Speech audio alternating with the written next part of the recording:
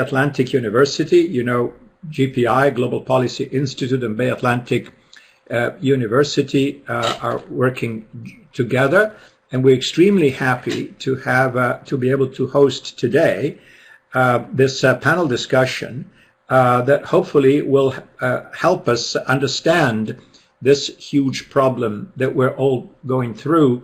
The whole world is going through, literally. That I don't need to explain what coronavirus is, but hopefully with the help of our friends today, we will maybe able to get a better understanding of other angles and maybe some lessons learned, and also how to hopefully face challenges ahead. We're still in the middle of all this. Again, everybody knows this. And there are different realities that different countries and different societies are facing. So, without further ado, let me introduce our panel. We're very fortunate to have with us today Jennifer Hoffman, who is the Senior Vice President of Global Risk Intel here in Washington, D.C. She has a distinguished career, having worked in multiple countries and different realities for major companies around the world, and now her company is specialized, I guess, in providing. She'll be able to tell us more in detail, advice and I suppose risk is out there, risk mitigation, risk control. How do you do that, et cetera, and how her clients are dealing with this incredible adversity, which is coronavirus and its various implications. Then we have from Portugal, Professor Luis Coelho, who is has an interesting background in economics and management and other things, and runs participates in a center in Portugal. He'll be able to tell us a little more about it. And as I understand, an interesting tidbit from his resume, at some point in his career, he was working in trying to assess the effectiveness, maybe he can explain this better, of medical emergency services in Portugal, which is rather apropos now as we're talking about a medical emergency on a planetary scale. And last but by no means least, my good friend Alan Kessler, who joins us from New York, which is already it's a bad place. I'm sorry, Alan, it's not your fault. But his claim to fame is not to be there at the epicenter of coronavirus in the United States, but his roots in South Africa, his native South Africa, and most importantly, the fact that now for many years, Alan, at the head of his company, African Discovery Group, has been working steadily and diligently to try to bring investments into the continent, in particular in the area of power generation and distribution, which is sort of, any of us who worked on development know it's the precursor to real development. You can't do much without power. So he has a kind of a broad view, not just of his own native South Africa, which, for whatever it's worth, is still the largest economy in the continent, but the continent more broadly, and how is the continent affected or will be affected by this pandemic. So we have, not too much time. Hopefully we would like to wrap this all up by 12 noon, but I want to yield the floor to Jennifer and have her give us her own assessment. And I know it's difficult, especially to do it in a few words, but, from a risk analysis and risk assessment and risk mitigation perspective, how do you view this thing evolving? Thank you. Jennifer.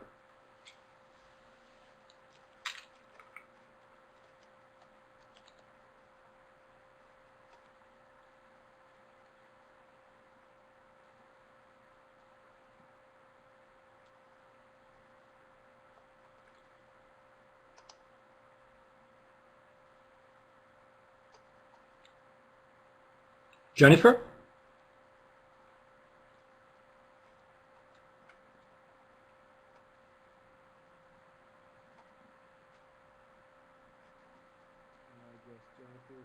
Something happened?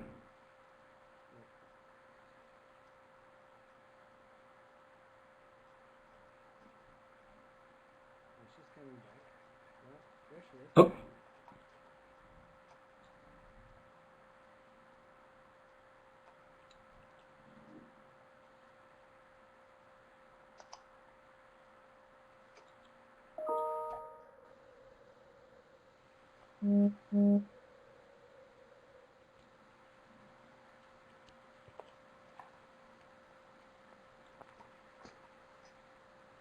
I can't hear.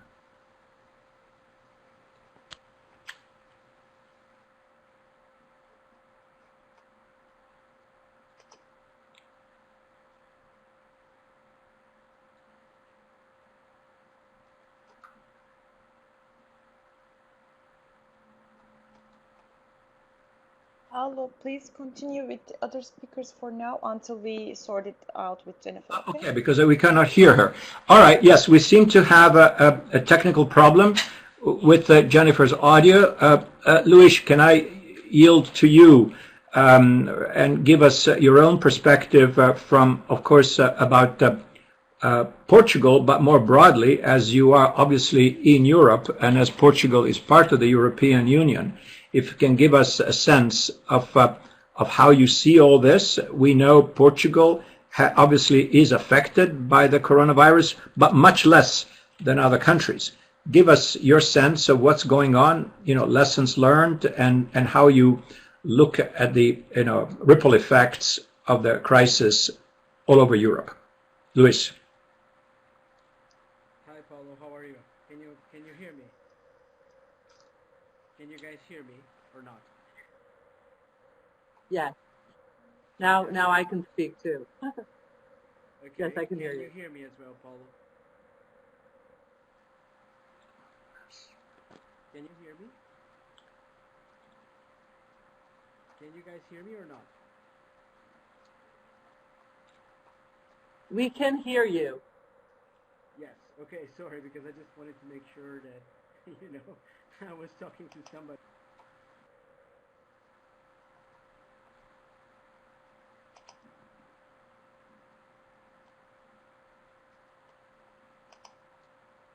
Now we cannot hear you.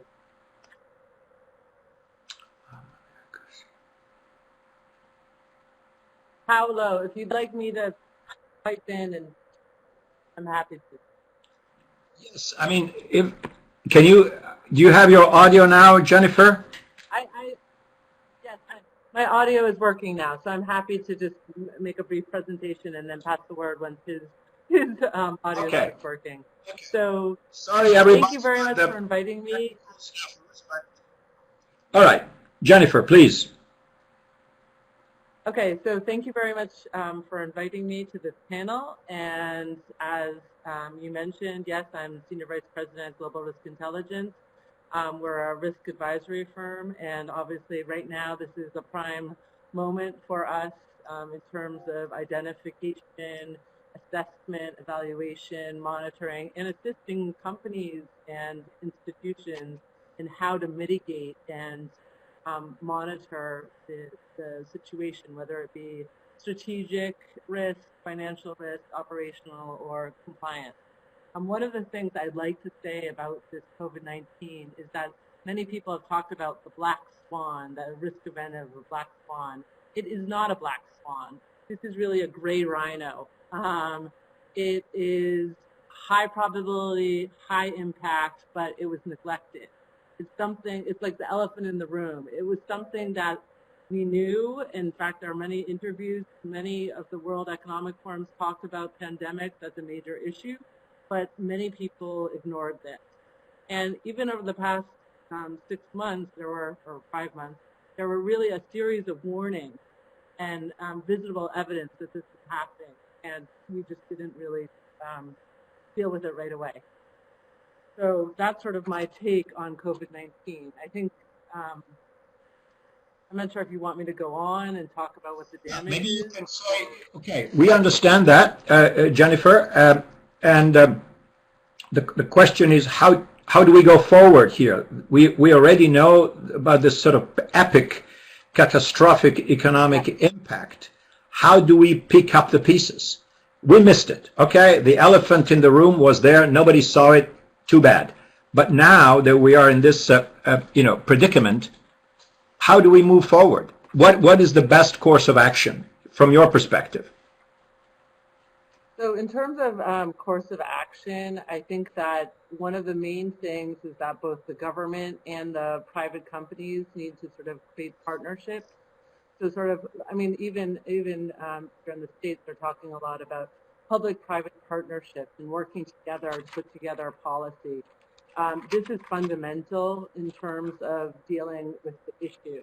I think that there are really, first of all, there are 5 mitigation tools that are either in place or being put into place, like physical distancing, quarantining, travel restriction, use of PPE, testing and tracking, and healthcare optimization. Those are the 5 sort of mitigation tools that are being using.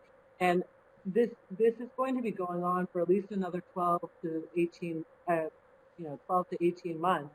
So it's something that we have to keep those mitigation tools in place, or at least to a certain degree, so that we're able to get through this. Because obviously there's huge damage to socioeconomic damages and issues globally, not only in sort of the first world, but also in emerging markets. It's still starting to spread, and it's going to be a major issue. So, in fact, the IMF has actually seen that it has predicted that it should be a 3 to 6% contraction, depending upon how we manage this. So I would say that government and private companies need to really work together. We have to think about the common good as people and actually work as a team to really try to manage and get this very serious storm. So, and they're obviously work together, not competing, but actually collaborating with different companies, different countries, so that we're able to actually find a vaccine, do more testing, and get through. I think that there are actually, in terms of the main sectors that will be really suffering and will need relief, obviously the airline sector, hospitality and automobiles, as well as real estate and luxury. So, I mean, there's so many different, we're all in this together, and once again, we have to do it for common good. And health comes first, but also the economy needs to be looked at. Okay, thank you, Jennifer. I'm sure there are plenty more to add to this, but let's also hear from our other panelists.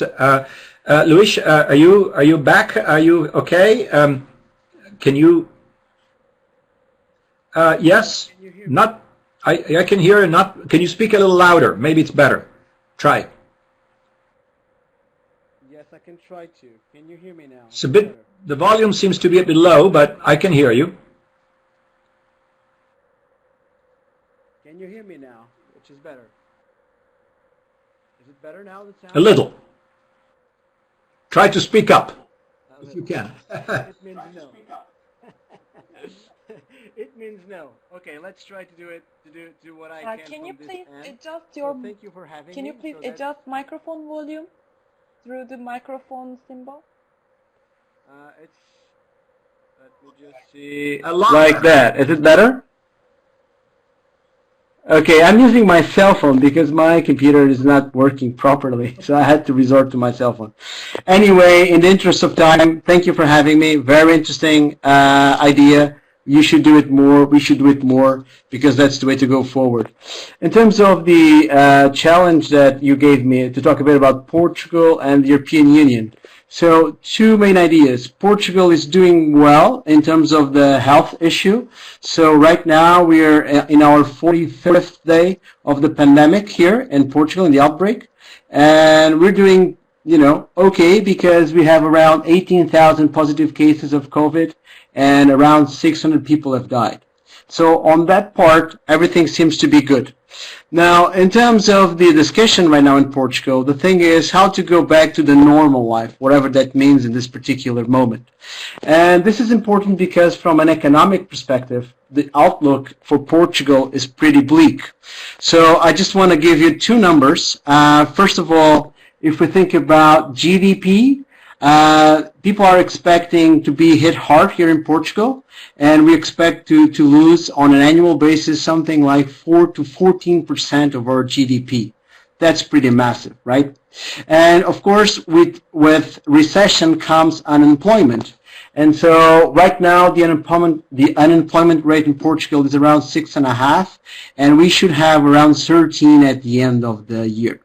So those numbers are, pretty scary for Portuguese people, which, as you know, we were starting to actually recuperate from a big crisis that started in 2011 and lasted till 2014.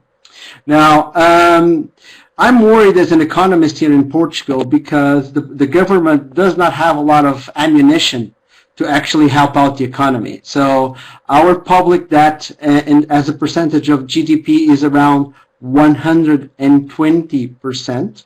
We are on the top 3 in Europe, and this top is not good because only the Greeks and the Italians have more debt as a percentage of GDP than Portugal. And in terms of the deficit, we are running a zero deficit in the public system, but this is the first time in 40 years in democracy. And in order to get there, we are having like a major hit in terms of the amount of taxes we're charging. So just to give you an idea, we had something like 78 billion euros in tax revenue this year to get to this deficit zero. So all in all, the outlook in terms of the economy is not great for Portugal, and we need the European Union to step in. Now, talking about the European Union very briefly, so things are better.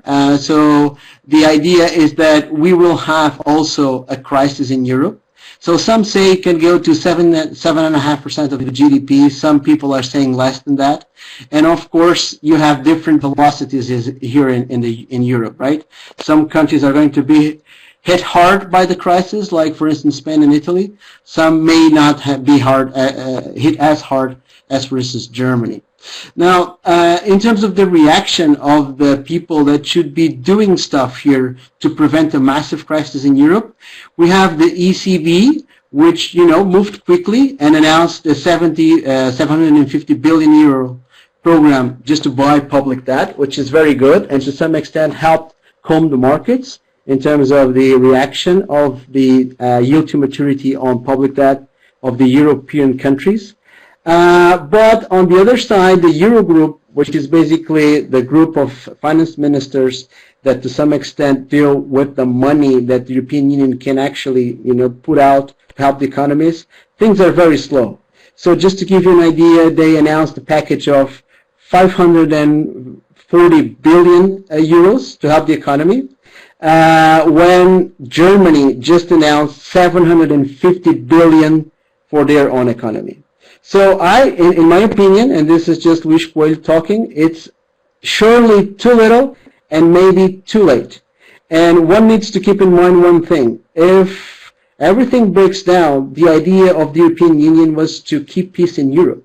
So given the political unrest that exists in countries like Italy, as Paul I'm sure knows and can comment on, and Spain as well, if we're not careful and move very, very fast right now and act decisively, we might have problems in Europe which actually are worse than the economic problem, and it can be a political and society and social problem here in Europe. So that's what I would like to say. Thank you so much, Luisa. We'll come back to that because I also want to ask you about, where's the money coming from? That's for later. Let's leave it, for the second part of our discussion. Now on to Alan. Alan, can you give us a sense of how this crisis is affecting emerging markets and Africa in particular?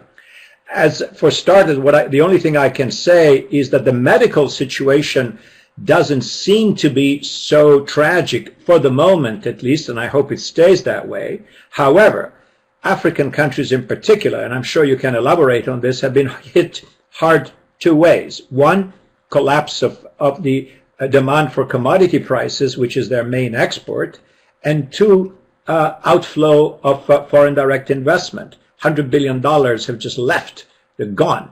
And this is hard-won money that was supposed to be used for development.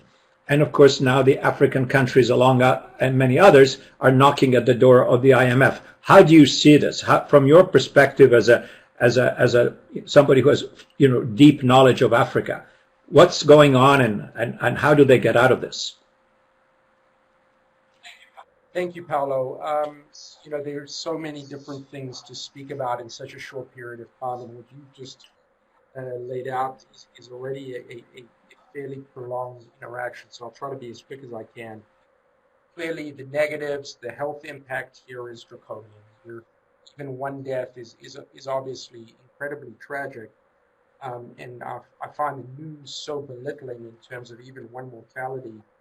That where Africa stands today is there have been about 15,000 reported cases, about 800 deaths, which I was just listening to the experience in Portugal, a country of 5 million people versus 1.4 billion in the continent. And so it is quite low relative to the representation of the population. Now, part of that could have been a lack of testing, a lack of reported mortality, which is very similar to what we're seeing now even in New York, where they haven't even reported what are the true cases. But there are various health aspects that range from a larger component of vitamin D in the population to BCG vaccines that are given at birth, and also seen studies speaking to the spread factors being much lower in lower humidity countries and higher heat indices. So the actual infections, when they hit, have got similar draconian impacts, but the spread factor traditionally with respiratory illness, be it SARS or MERS, has been much lower in Africa. Having said that, they have much more kind of condensed populations, so clearly this is something that needs to be watched, as 70% of the populations do live in these community settings. And just to put in perspective, there have been 800 deaths from COVID, but there have been 6,500 deaths from pediatric measles in Congo since the beginning of the year. And there are 80,000 cases a year of malaria even in Tanzania, which I'm going to just use one microcosm of a country just as a representation. In Tanzania, you've had one mortality, 25 cases, 80,000 malaria cases a year. Now, you've got to balance the health and public health impact also with the economic impact. And, during that time, 25% of the foreign exchange of Tanzania comes from tourism, 18% of its GDP, and 11% of the employment, which equates to about $5 billion a year that is being essentially evaporating from the economy because they've had a shutdown of all the major airlines, European-related travel. And as they walk into this stage of the year, really seems to be the biggest impact of this is going to be the hunger, the starvation, the dissipation of immunization for many of the other diseases, and also, obviously, the lack of education, which is the driving force for the ultimate kind of long-term growth for the country. Just kind of primarily on the positive, read the newspaper. It's very difficult at the moment. Sorry, Alan, can you speak up a little bit? Speak up. Sure. It's very difficult when you go through a newspaper.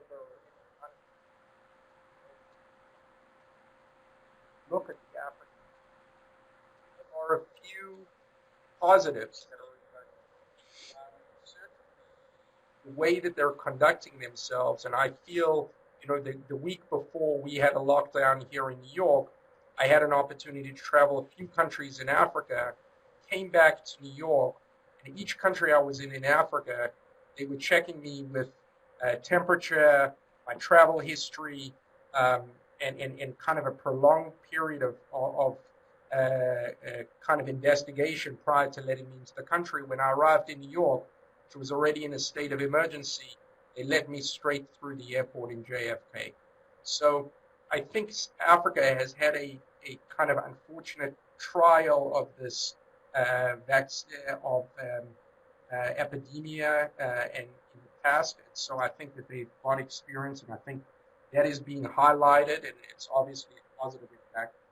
The other thing that I'm seeing economically as a fallout from this to emerge is that many companies in the United States even are diversifying their supply chains away from Asia. I'd be curious to know if this is a phenomenon that's happening as well in Europe. But certainly here, many of the manufacturers that have spent the last few years complaining about rising costs and about rising complications in terms of the Asian-related logistics, and also with the trade war which was coming to a head, there had been starting to be an emerging focus on diversifying one's supply chain. And I think that that is something that is going to be highly elaborated when this dust settles from this in the African continent. The second thing that we're seeing is obviously that debt capital to look at many of these other projects as the world is deflating returns, just given the global stimulus packages. I think you're going to start to see some of the return profiles and some of these opportunities in the emerging markets may in fact peak up in the medium to longer term.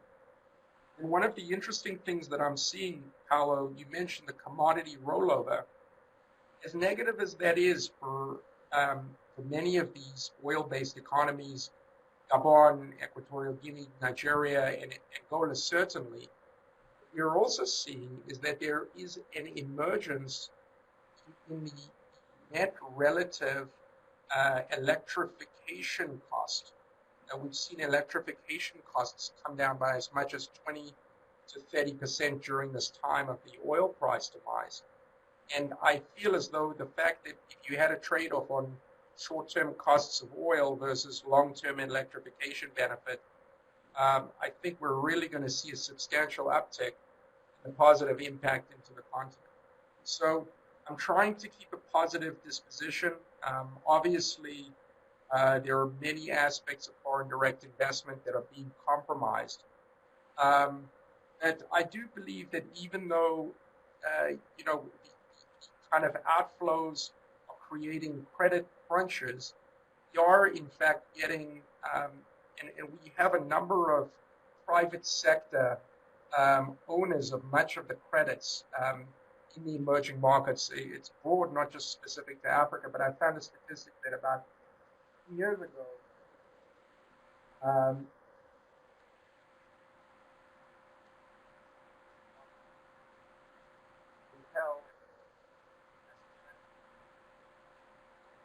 bondholders versus where it is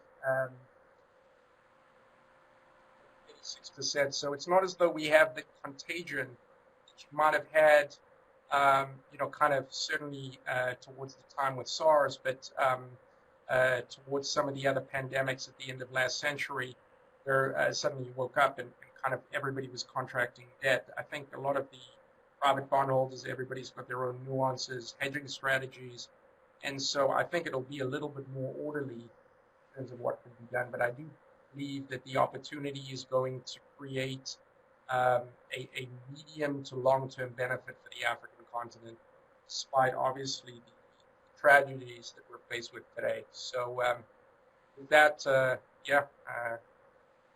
tried to summarize as quickly as I could.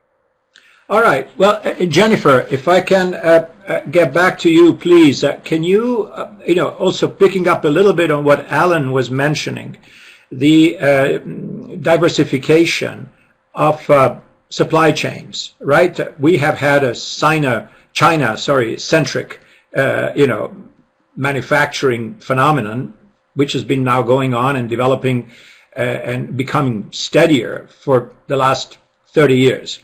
Now there are some concerns, some that have emerged right in the middle of this crisis, that we realize that we depend on China for almost everything.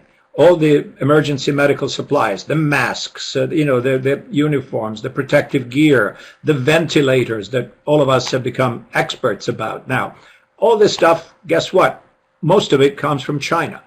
And also there are other issues that, of course, preceded coronavirus about America, China, trade wars, etc. Do you see, from your perspective, the possibility of a serious realignment in terms of global supply chains away from China? And is that, first of all, whether it's desirable or not, is that feasible? Can this actually be done?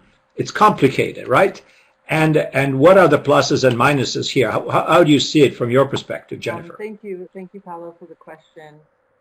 In terms of the global supply chain, I would say that yes, this pandemic and what we're going through all together right now is sort of straying away from the globalization of the supply chain, and it's becoming more regional. So we're trying to find out, and I think that a lot of companies, and for example, Italy is an excellent example of utilizing their manufacturing sort of processes, whether it be for luxury fashion or for luxury cars. They're utilizing that manufacturing process to produce PPE, ventilators, and other things. So I think that the innovation is fortunately fertile in various different areas, whether it be in Europe or Asia, everywhere, even in the United States.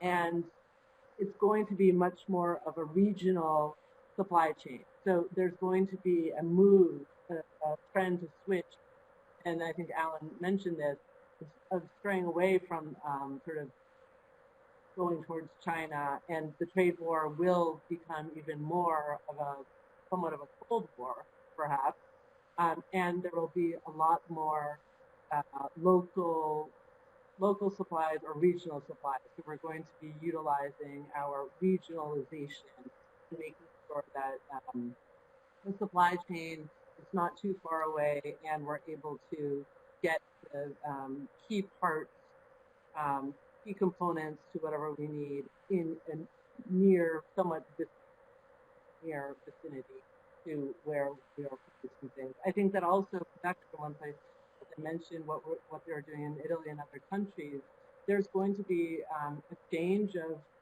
what types of things will be produced. And so the utilization of tracking supply chain and utilizing machine learning and artificial intelligence to track sort of the entire supply chain will be strongly needed right now. So the fourth revolution, or the technology digitalization, is going to be very useful in assisting us with supply chain risk. Well, thank you. Now, another question for both you, Jennifer, and Luis.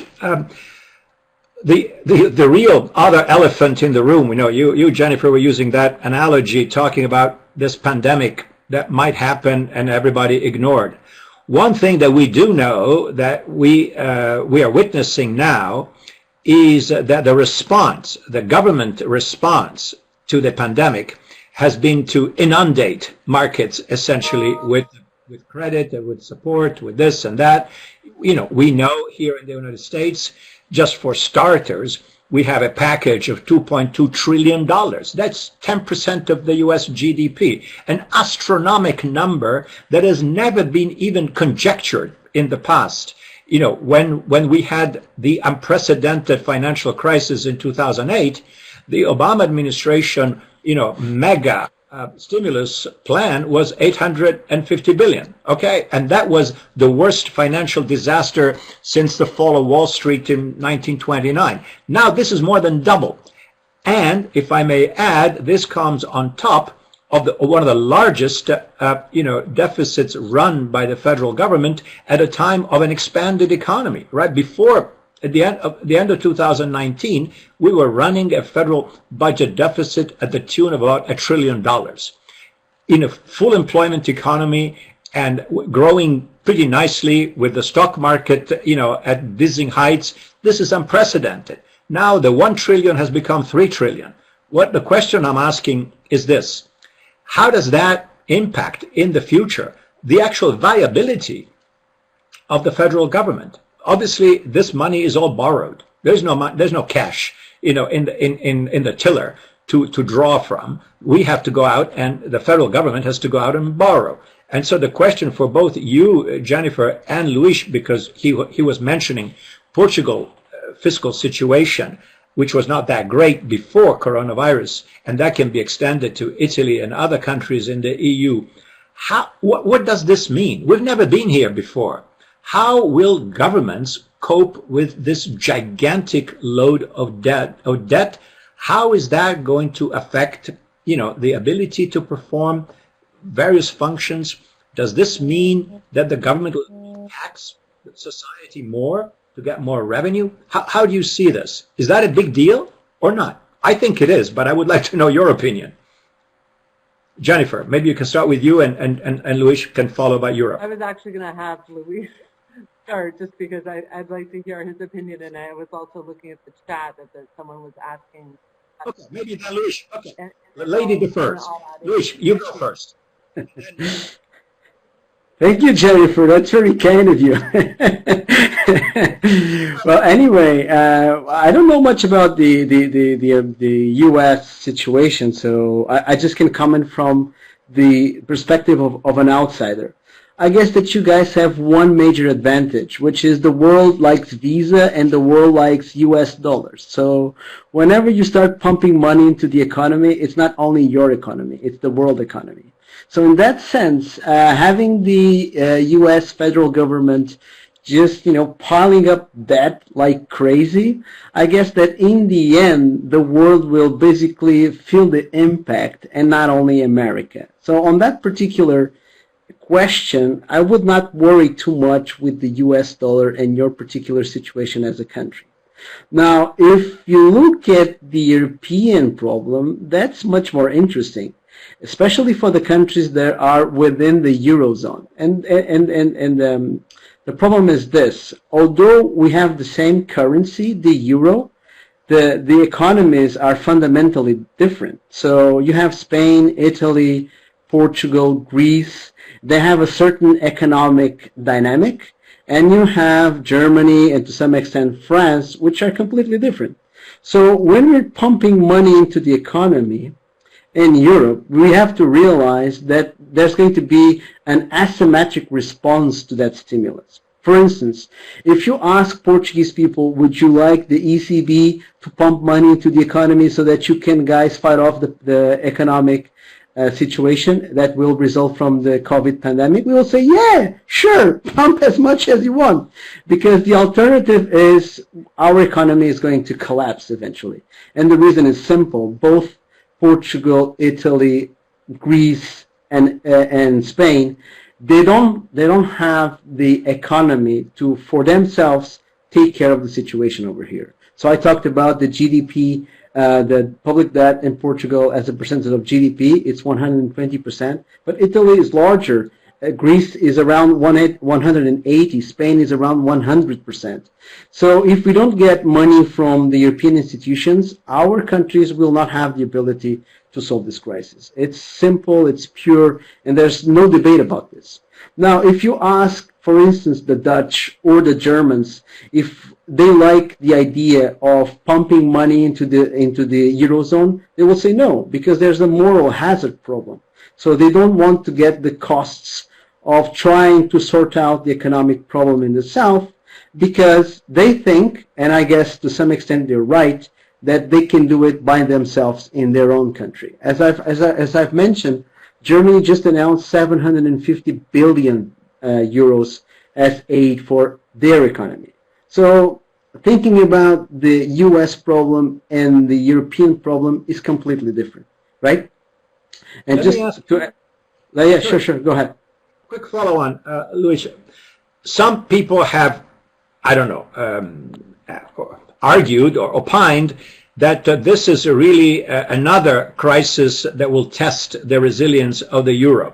We had, the test at the time of the Greek financial crisis, which compared to this is probably nothing. And at that time, it looked like a catastrophe. And that was Greece, a relatively small economy.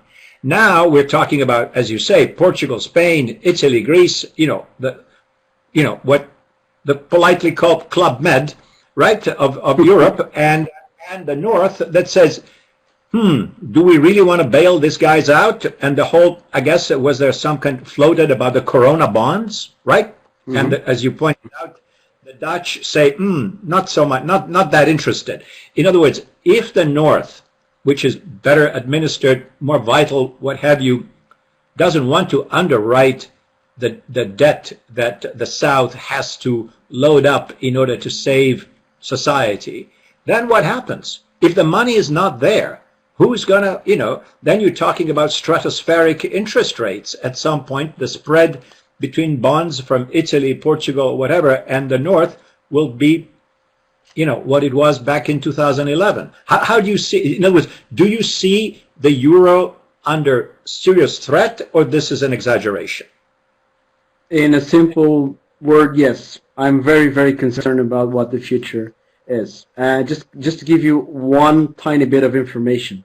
So I do follow whatever happens to the yield to maturity here of the Portuguese debt, 10-year debt. So we were having, before the COVID crisis, something around 0.3% on our 10-year bonds, right? So that's the interest that the market was charging Portugal to buy our debt. When this started, it spiked up to 1.4, and then when the ECB said we are willing to pump 750 billion euros, it came down to 0.83, so more than double what we had just a few weeks ago. And that's just a small example of what is going to happen if Portugal and Spain and Italy and France, because France is also in a troublesome situation, if they're forced to go to the market and try to solve their problems on their own. So at the end of the day, it's a corner situation, which is either we have a very strong and very fast response by the European Union, and that means, going over the hedge and doing whatever it takes to save the Eurozone and the European economy, or I see it's going to happen very, very fast. We will have social unrest in the south of Europe. And as you know, Paolo, we have some signs of it in the south of Italy, where people are now already facing financial trouble, so they don't have things to eat. And when that comes to the streets, it's unstoppable. And we always have to remember that Europe has been, a very peaceful place because we have this big umbrella called European Union. But as this thing unravels and people start thinking about what it means to be in the European Union without having answers to their problems, we're going to have problems. Now, just let me add something. I can understand why the Dutch and the Germans and the Austrians, they don't like the idea of bailing out the South, but at the end of the day, I'm convinced that there's no other way. Because if they want to do it like they did in order to fight off the effects of the 2008 crisis, both in Portugal and Greece, they have to remember that Spain and Italy are now there. It's 100 million people, more than 20% of the European Union. So they have to keep this in mind to get some perspective of what inaction might actually spell out here in Europe.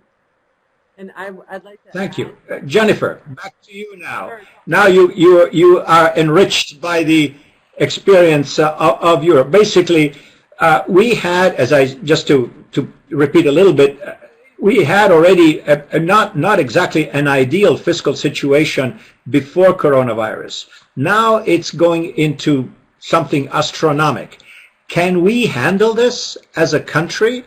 I mean, we did it in World War II, in epic situations of national emergency, that the national debt run up, I don't know how much. How do you view this from a risk perspective? I mean, can the United States remain a credible, player in international financial markets, running this enormous deficits that pile up on the already existent national debt? How do you view this? Well, I would say that, I mean, we have to. There's no, possibility to not. We need the stimulus package. We've already done phase 1, phase 2, phase 3. They're talking about a phase 4 package. And yes, there's going to be inflation, and there's probably going to be, taxes are going to rise, and we're going to have to pay for it. But right now, I don't think that, I think the packages that have been put in place are packages, they're not worrying about how we're going to pay for it because they just have to be done. And we're in crisis mode, and it needs that.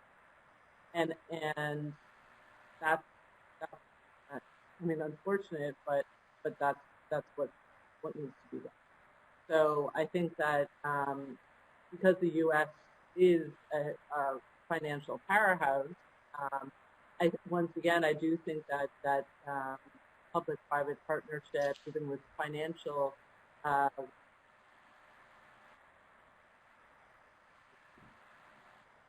banks and various different types of banks, there will be assistance. But it's going to be a rocky next 12 to 15 months. Well, Alan, back to you. You were saying before that there is a potential silver lining for emerging countries if there is a reshuffling of global supply chains and moving away from an Asia-centric, approach to something else. Where do you see the nuggets? I mean, from where you sit and your deep knowledge of Africa, where are the things that that investors should observe and say, you know what, in this crisis, this is an opportunity? Where do you see opportunity? There will be a ton of opportunity, I think, broadly in the continent from a kind of improved manufacturing and employment sector. I'm fairly confident there's going to be a fairly diversified benefit.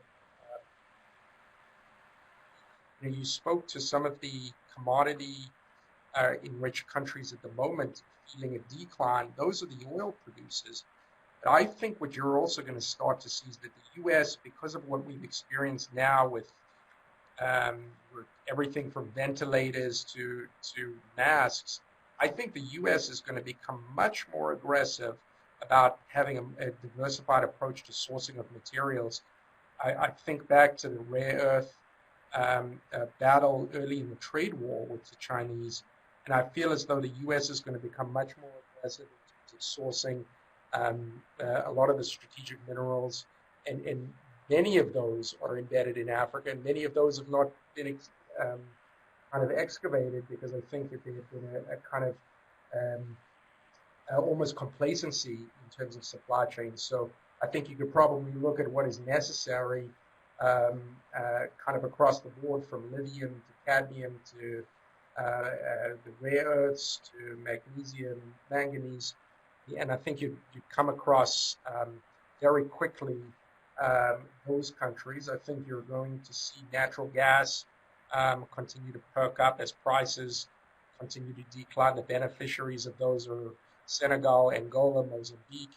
I think you're going to start to see food independence. I think many of the countries in Africa have got incredible resources from a climate standpoint that will help in terms of kind of the food supply chain, getting away from maybe some of the pork and cattle issues that not only are embedded in this respiratory viruses, but in those that affected the swine flu previously.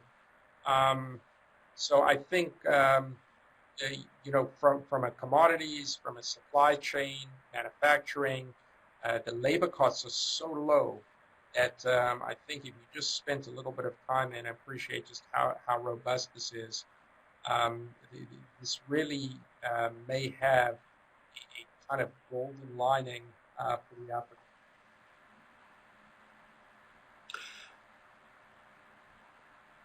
Let me ask you further to that, Alan, obviously to attract FDI, in particular when you're talking about manufacturing, you need to have human capital, right? And one of the problems of Africa, please correct me if I'm wrong, has always been, the lack or relative lack of skilled personnel. How do you see that evolving? Clearly, Africa today is far better connected to the world than it used to be. There is broadband, internet that 10 years ago literally didn't exist. Now it's available. It's almost everywhere. How do you see that? How do you see that situation evolving in terms of, again, Africa making itself more of an attractive destination, being able to provide to investors, particularly in manufacturing, skilled workers? How do you see that? Just to give you an idea, Africa today has got the identical level of education as Asia did in 1990, just before it started emerging. So I don't see there being major disparity in terms of kind of skill versus unskill, in terms of determining the positive economic impact versus kind of where things have been in the past. Clearly, there's a lot of work to do on the educational standards. That is something that you would probably say about the U.S. or Latin America as well. So, I think that we're going to see a shift. The question is just, is it going to be dramatically in the next kind of 6 to 9 months, or is this really going to be, as Jennifer was pointing out, a kind of protracted or prolonged disruption that kind of affects the world? And I just want to mention to those kind of speaking to this OECD experience, I think the one advantage that this economic crisis has is that it's affecting the whole globe. So, as draconian as a U.S. impact has to, they have to shift and kind of create new policies around, and the world's looking at them. Everybody has to do the same thing, right? You're speaking to Germany, and so it's not necessarily about being the only one doing it. It has to be a kind of global coordinated effort. And I think from that perspective, and unfortunately because of the global nature of the pandemic, there is certainly going to be kind of reactionary sympathies. So you just want to do what's in tandem with what the world's doing. And I think with that perspective, I do hope that we're going to emerge from this least worst type of way. Well, that's a more positive, the most positive thing, more optimistic things we've heard today. Thank you, Alan. This time we're getting close to the end of our allotted time. Luis and Jennifer, would you like to give us some of your concluding thoughts on this topic? And I'm sure we'll have a chance to go back to, this is not going away, unfortunately. I wish it did. There will be, other phases that we may want to comment upon, and hopefully there will be a time in which we'll say, okay, the epidemic is over. How do we pick up the pieces? But Luis, you want to give us your parting thoughts from Portugal? Well, basically 2 ideas. First of all, the world needs to get together to get rid of this pandemic. So everything that is about being me, myself, and I think it's not going to be helpful. And that's an idea for the world. Secondly, I think that in terms of the economic dynamics, probably we'll see just the opposite of what I'd said. So I think globalization at this point in time has to be, reshaped, and probably is going to change in the future. And that might be something that you want to explore in a future panel. Anyway, thank you for having me. Jennifer, your parting thoughts. Yes, I would. Thank you. I agree both with Alan and Luis in terms of, I had mentioned it before, it's all about the common good. And, the team is as strong as the weakest link, so we all have to work together. So it's about collaboration as opposed to competition. And it is, first and foremost, it's a public health pandemic. So we have to fight that first and prevent that this goes on for many months and perhaps years. Because it is affecting over 200 countries, we also have to, worry about the economic recession, but that should be something that, once again, we do together. And most importantly, we're going to be able to restart, and the rebounds could be good, could be fast, but we really need to work together to get as much testing and work to find vaccines. So together, all of the different companies, both private as well as government, need to team up and happen. And make sure that we don't let another gray rhino or an elephant be ignored. Well, yes. Thank you, Jennifer. Of course, it's a pity that this danger, and again, I'm sure everybody, here, you, our panelists, as well as our audience, have seen that, TED Talk by Bill Gates, which was back in 2015, I believe, in which he was trying to warn the world about lessons to be learned from the Ebola crisis, right, which had just occurred in West Africa. And he said in that sort of prophetic video that I'm sure everybody has seen, that we're not ready. If the real danger for America back then is a pandemic, and we're not ready. We don't have the surge capacity. We don't have the infrastructure. We don't have basically anything worthwhile to deal with such a crisis should it hit us directly. Again, hindsight, we're all geniuses. Everybody knows what needs to be done, whatever. He said it, nobody listened. I hope that at the very least, one thing that we will do as a nation and as an international community, that we will have the early warning systems that supposedly should exist, and the World Health Organization is supposed to do that, hasn't done it very well in the past, limited resources, limited capabilities. Anyway, whatever that is, I'll leave it to the experts. But there is a lot that can be done to set up systems and collaborative systems of sharing information early on so that we are kind of prepared. Unfortunately, in this case, and this is not necessarily going to be the last one, we're dealing with a virus for which there is no cure at the moment. There will be, for sure, but not yet.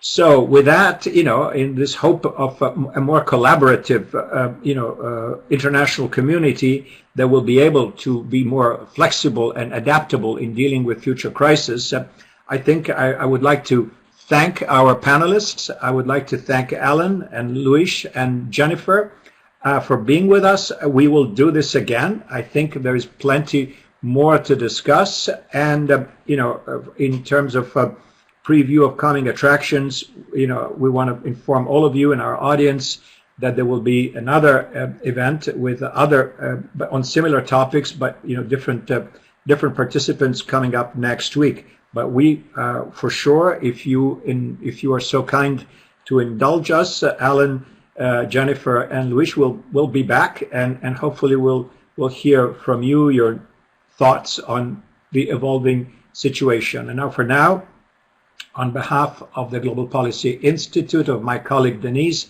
who has been really so good at preparing this event, and Bay Atlantic University, I bid you farewell.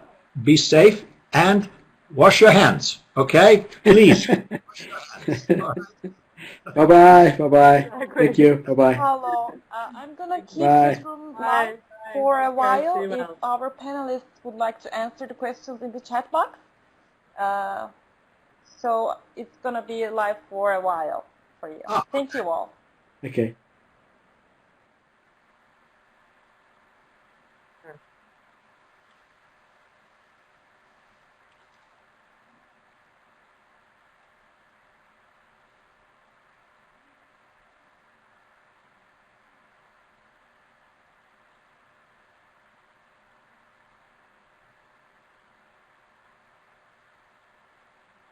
Anything?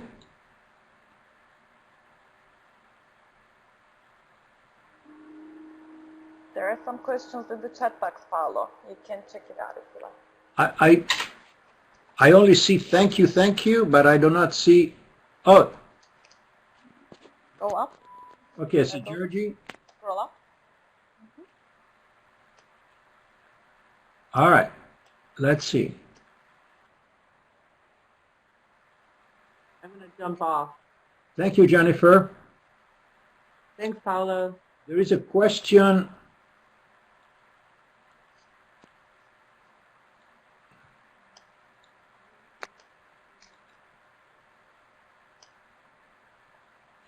Yes, there's a question I see from Brian, my good friend and student from Rwanda, asking Alan about the Ebola epidemic.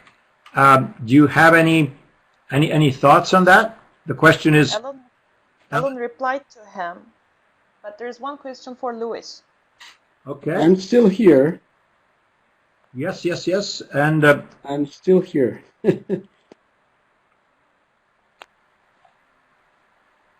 So do you want me to reply? Yes, please. Yeah. So it's about deflation, right? So who you notice is a colleague of mine here at the School of Economics, and somebody asked about the problem of inflation, and I just typed here that right now I don't think it's a concern, right? And then Rui replied, the problem is deflation, right? So that's where we're standing. And then there was a follow-up question about what? Question on deflation. Why do you think so? Stock market has rebounded. There's liquidity in the market. So do you want me to type the answer, or do you think that George is listening to what we're saying? I'm sure he's there. So yeah, you can talk. Okay, so he's listening. So the idea here is, at least from the European perspective, what we are seeing right now is that people are trying to save as much money as they can. So at the end of the day, the pressure on prices is basically for a reduction in the general index of prices. I can tell you, for instance, from the past experience that we had in Portugal, one of the major effects of the crisis was actually a very sharp drop in prices here in Portugal that did not actually came to light because the government had to basically increase taxes. But if you discount that fiscal impact, prices would have dropped in Portugal around 5 to 6%, right? So if you extend the same kind of thought to places like Spain and Italy, which are being hit hard by this pandemic and will suffer a lot in terms of the economy, and the reason for that is we are all hooked on tourism, and tourism is the big loser in this crisis. So if you replicate what happened in Portugal to the other big countries in Europe, then the pressure is on deflation, at least in the very short run. I agree that if we look at the longer term, the more we print more money, the more inflation we will have, and that's for sure, and I take your point. But in the very short run, I don't see it happening in Europe, at least in Europe. Not sure about the US. Okay. I see a question here about the WHO. Anybody wants to address that? You know, the World Health Organization. You know, what grades does it get, and is it time to look at it and retool it somehow? Anybody wants to? Of course, we're not medical experts here, but any thoughts on? I could just. Yeah. Not sure if anybody else is here. I can just give you one simple straight answer. I think what the American administration just did is completely irresponsible. Right now, we're fighting a war, and I know that the procedures of the OMS might be questionable, and I think we should look into that, but not right now. So, if anything, we need to act and do whatever we can to safeguard whatever international institutions are trying to help and give advice and put scientists working together. So in the middle of the crisis, you don't kill your general. So that's my idea. In the future, maybe we should revisit the organization and the procedures, and maybe to get it working better and to come up with a safety net. that helps everybody to, anticipate these kind of problems, and maybe to have some system in place that can help fight future pandemic outbreaks. But right now, I think it's, and completely, I want to use the word stupid because what pops into my mind, because it's completely unregarded. Yeah. If I may chime in on this, just supports what you're saying, Luis. I just happened to see an exchange in which some of the medical advisors of the Trump administration were asked exactly about this. Is this a good idea? And they didn't want to even go near there. And what they said diplomatically is, we have a ongoing and reliable working relationship with the WHO. We've been working with them for decades, and we intend to continue doing so because they are indispensable partners. Now, these are the people who run the Center for Disease Control and all the other, sort of headquarters, so to speak, of American early warnings on this and that. So I would say that definitely the opinion of the experts is exactly what you said. You don't kill the general, in the middle of the battle. You wait a little bit, maybe not in the middle of the battle. Don't do that. It's not smart. But that's, yes. Let's see. Is there anything else that we need to address before I think we're done. We're done? All right. Well, thanks for the overtime, Luis. We really appreciate you. My pleasure. And thank you for the invitation. And for your vigorous and dynamic participation. Thank you. Thank you. Thank you, Paolo. Thank you. Bye-bye. Bye-bye. All the best. And wash your hands. And social distancing, okay? All right.